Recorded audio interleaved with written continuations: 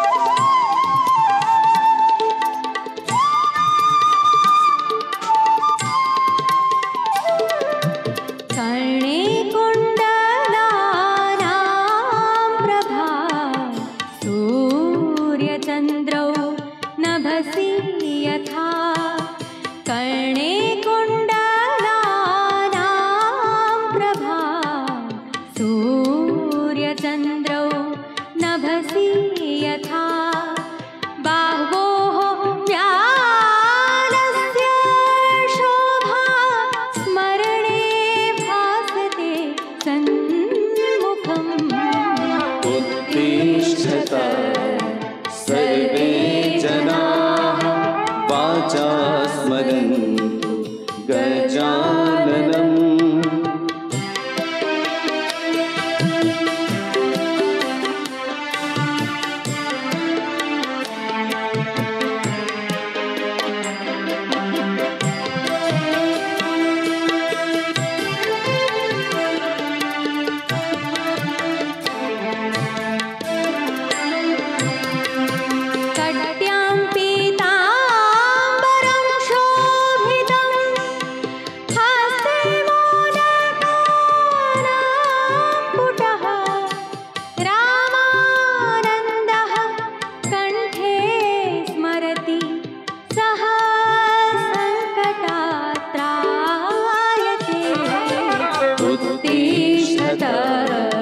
सर्वे जनाः, वाचा स्मरन्तु गजाननं, वाचा स्मरन्तु गजाननम्।